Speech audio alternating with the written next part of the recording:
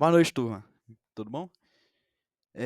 Somos do Grupo 13 e hoje vamos embarcar uma jornada histórica e reflexiva com o filme O Julgamento de Nuremberg, dos anos 1961. Um dos filmes mais marcantes sobre os eventos pós-Segunda Guerra Mundial. E essa obra cinematográfica nos transporta para o tribunal onde quatro juízes alemães foram julgados por aplicarem leis que legitimaram crimes contra a humanidade. Dirigido por Stanley Kramer, o filme explora questões profundas de ética, moralidade e responsabilidade individual. Até que ponto obedecer ordens pode justificar atos imorais? Como a lei pode ser usada para oprimir em vez de proteger? Essas são algumas perguntas que guiam essa narrativa, intensas e emocionantes. Prepare-se para se refletir muito com a complexa relação entre a lógica, direito e a busca pela justiça. É uma história que continua sendo um alerta poderoso sobre a importância da dignidade humana em qualquer sociedade. Turma, que é o Miguel, do Grupo 10. Eu e meus colegas vamos falar aí do julgamento de Nuremberg, que aconteceu entre 1945 e 1946. Ele foi realizado para julgar líderes nazistas por crimes de guerra, genocídio e crimes contra a humanidade. Esse julgamento foi organizado pelos aliados, que era a oposição ao nazismo na Segunda Guerra. O tribunal contou com 24 acusados, incluindo figuras como Hermann Göring e Rudolf Hess. O julgamento estabeleceu o conceito de crimes contra a humanidade e responsabilidade individual por atos estatais. As sentenças variaram de absolvições e penas de prisão e execuções. Esse marco jurídico lançou as bases para o direito penal internacional moderno. Esse é o resumo do filme, né? O que o filme aborda. Eu vim falar sobre a lógica e o direito do filme.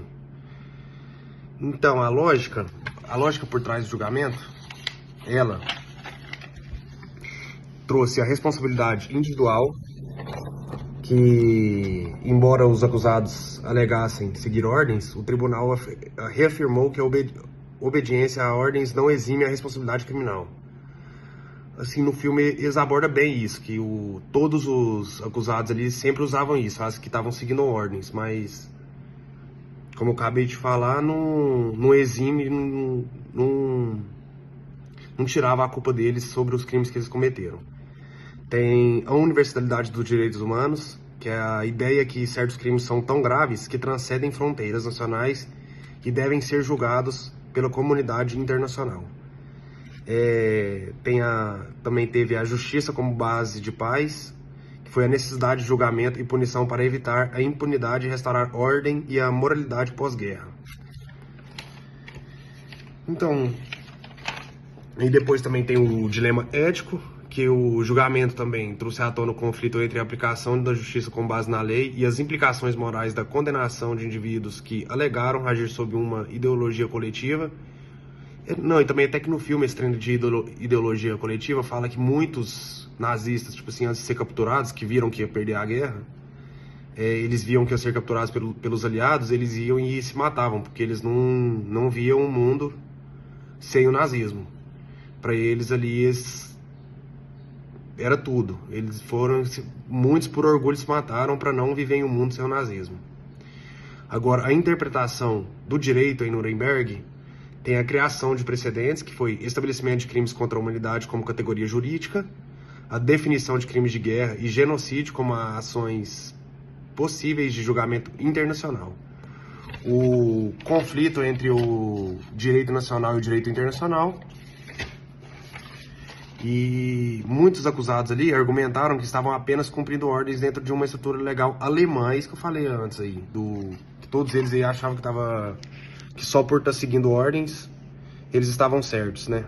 Mas não, eles cometeram bastante crime aí, e todos bem graves. E também teve um impacto direto contemporâneo, que foi o julgamento de Nuremberg influenciou profundamente a criação de tribunais internacionais, como o TPI, que é o Tribunal Penal Internacional. e a consolidação dos direitos humanos no direito internacional. Então, basicamente, o julgamento ajudou bastante no direito, né? Porque abriu várias abas aí no direito. E, e a lógica, o que eu falei dos nazistas aí que foram capturados aí, achar que seguir ordem era, era o bastante ali para falar, para alegar sua defesa. Boa noite, meus caros, tudo bem? Me chamo Ericles e venho aqui trazer também um dos pontos, né, tão interessantes que nós trazemos aqui a respeito do filme O Julgamento de Nuremberg, em que eles trazem aqui a ideia de que após aquela catástrofe que se deu, né, em decorrência de milhares de pessoas mortas, entre muitos judeus, né, tem-se os dados que foram pouco mais de 10 milhões de mortes, e se deu, após a Segunda Guerra Mundial, esse julgamento, né, em que, consecutivamente, nos tempos modernos, deu-se o surgimento desse filme aí, O Julgamento de Nuremberg. Pois bem, vou falar um pouco no ponto específico, que se trata da diferenciação da moralidade e a legalidade, que seria basicamente o seguinte: quando se estava decorrendo os julgamentos, né, tanto de alguns juízes como de generais, comandantes, nazistas, claro, esse pessoal, o que, que eles trouxeram? Em sua defesa, eles alegavam o seguinte, que por estar cumprindo ordens, né, em suma, por estar cumprindo ordens, eles não poderiam ser condenados pelos seus próprios atos, né?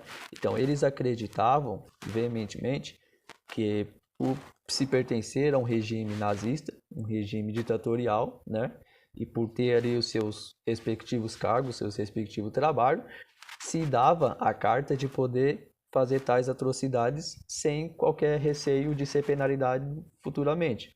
Até porque, vamos ser sinceros, eles não imaginariam que poderiam perder a guerra, né? Mas de qualquer forma, nesse julgamento, eles enfatizam a todo instante que eles estavam apenas cumprindo regras. Então, que não seria justos, né, na visão deles, eles poderem estar sendo condenados, uma vez que caso eles não cumprissem tais regras, eles seriam haveria condenação em cima deles, né? Possivelmente naquele período, tendo em vista de como funcionava, seria nada legal. Mas em suma, eles tentam trazer isso como justificativa pelos seus atos mais horrendos que possam ter acontecido. Vocês já podem bem imaginar, né? Tem esse cálculos aí que foram um pouco mais de 10 milhões, né, de judeus mortos, condenados. Muitas vezes se passava pela mão deles através de uma simples canetada.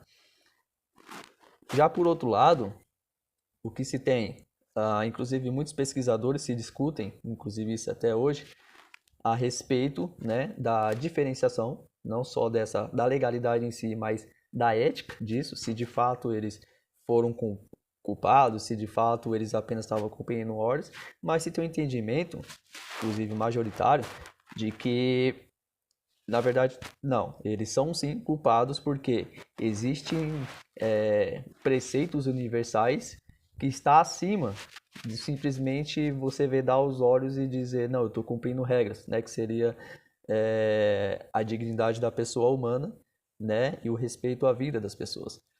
Então, assim, por mais horrendo que tenha sido aquele regime que eles tenham passado, ou que você esteja passando, não justifica você apenas alegar em sua defesa que você está cumprindo regras. Muitas vezes nos remete à realidade, né?